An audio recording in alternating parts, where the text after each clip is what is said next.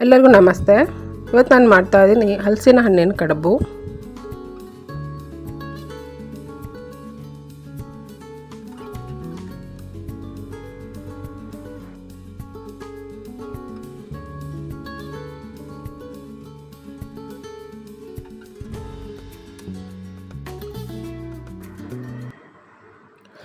ಹಲಸಿನ ಹಣ್ಣಿನ ಕಡುಬು ಮಾಡೋದಕ್ಕೆ ಮೊದಲಿಗೆ ನಾನು ಅಕ್ಕಿ ನೆನೆಸಿಟ್ಟಿದ್ದೀನಿ.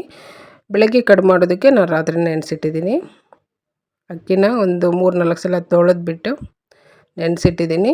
ನೆನೆಸಾದ್ಮೇಲೆ ಬೆಳಗ್ಗೆ ಒಂದು ಸಲ ಚೆನ್ನಾಗಿ ತೊಳಿಬೇಕು ಅಕ್ಕಿನ.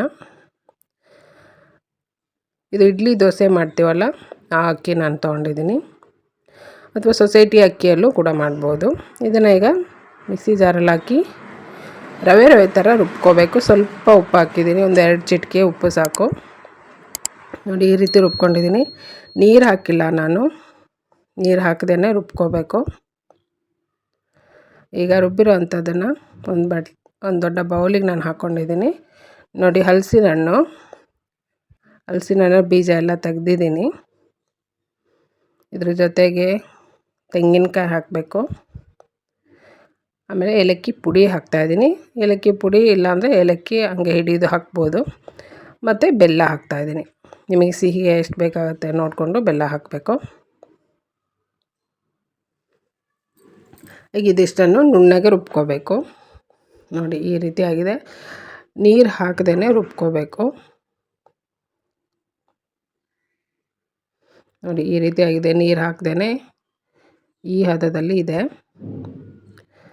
ಈಗ ಇದನ್ನು ನಾನು ಅಕ್ಕಿ ರುಬ್ಬಿಟ್ಟಿದ್ನಲ್ಲ ಅದ್ರ ಜೊತೆಯಲ್ಲಿ ಮಿಕ್ಸ್ ಮಾಡ್ತೀನಿ.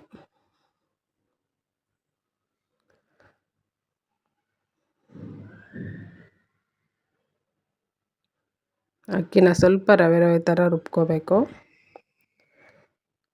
ಇಲ್ಲ ನೈಸಾಗಿ ರುಬ್ಕೊಂಡ್ರೂ ಏನೂ ತೊಂದರೆ ಇಲ್ಲ. ಈಗ ಇದನ್ನು ಸರಿಯಾಗಿ ಮಿಕ್ಸ್ ಮಾಡಿ, ಈ ಟೈಮಲ್ಲಿ ಸ್ವಲ್ಪ ರುಚಿ ನೋಡಿ, ಸಿಹಿ ಕಮ್ಮಿ ಆಯಿತು ಅಂದರೆ ಬೇಕಾದ್ರೆ ಬೆಲ್ಲ ಪುಡಿ ಮಾಡಿ ಹಾಕ್ಬೋದು. ಈಗ ಬಾಳೆ ಎಲೆನ ನಾನು ತೊಗೊಂಡಿದ್ದೀನಿ. ಬಾಳೆ ಎಲೆಯಲ್ಲಿ ಈ ರೀತಿ ಹಾಕಿಬಿಟ್ಟು ಮಡಚಬೇಕು. ನನಗೆ ಬಾಳೆ ಎಲೆ ಎಳೆದು ಸಿಕ್ಕಿದೆ, ಚೆನ್ನಾಗಾಗುತ್ತೆ. ಎಳೆದು ಸಿಕ್ಕಿದ್ರೆ ಒಳ್ಳೆಯದು. ಇಲ್ಲಾಂದರೆ ಸ್ವಲ್ಪ ಬಲ್ತಿರೋಂಥ ಎಲೆ ಸಿಕ್ಕಿದ್ರೆ ಸ್ವಲ್ಪ ಸ್ಟವ್ ಮೇಲೆ ಸ್ವಲ್ಪ ಬಿಸಿ ಮಾಡಿದ್ರೆ ಎಲೆ ಮೆತ್ತಗಾಗುತ್ತೆ. ಈ ರೀತಿ ಫೋಲ್ಡ್ ಮಾಡೋದಕ್ಕೆ ಸುಲಭ ಆಗುತ್ತೆ.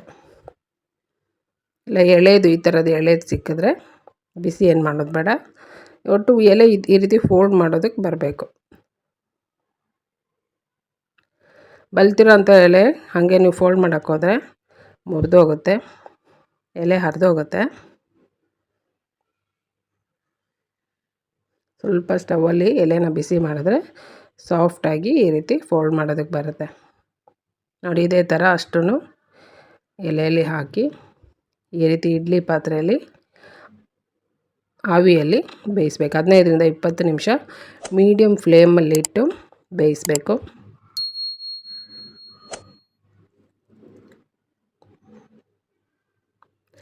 ಈಗ ನೋಡಿ ಆಗಿದೆ, ಬಿಸಿ ಇದೆ, ಕೈ ಸುಡ್ತಾ ಇದೆ.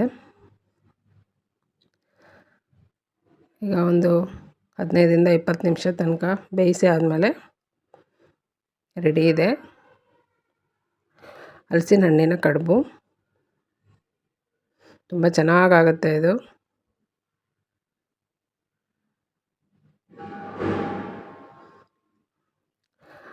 ಸ್ವಲ್ಪ ಬಿಸಿಯಾಗಿರೋ ಹಂಗೆ ತುಪ್ಪ ಹಾಕ್ಕೊಂಡು ತಿನ್ನೋದಕ್ಕೆ ಚೆನ್ನಾಗಿರುತ್ತೆ.